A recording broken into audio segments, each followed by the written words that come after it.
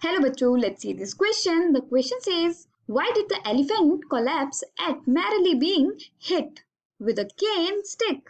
Or what special technique or power helped Ishwaran in making the mad elephant calm and quiet in no time?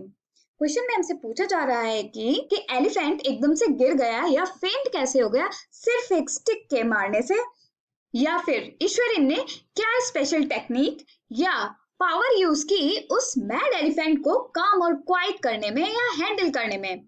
Here the key concept is Japanese art has something to calm the giant elephant. मतलब यहाँ पर Japanese art का कुछ लेना देना है इतने बड़े एलिफेंट को काम करने में. Eswaran told Mahendra that the elephant collapsed because of Japanese art called karate or jujutsu. It had temporarily paralyzed the beast's nervous system. Ishwaran said that he had read about this art somewhere and used it to bring down the beast.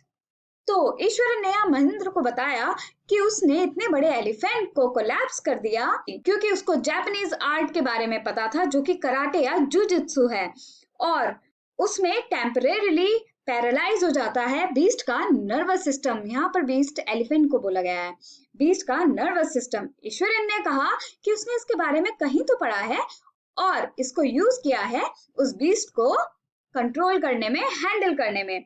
So our final answer to this question is Eswaran ने महेंद्र को बताया कि वो elephant को collapse इसलिए कर पाया Japanese art की वजह से जो कि कराटे या जुजित्सु है, और उसने बताया कि जापानीज आर्ट की वजह से बीस्ट का नर्वस सिस्टम जो है वो टेम्परेरीली पैरालाइज हो जाता है, और ईश्वरन ने बताया कि उसने उसके बारे में कहीं तो पढ़ा है और उसको यूज किया है बीस्ट के ऊपर उसको हैंडल करने के लिए. I hope you understood it well. Best of luck. Thank you.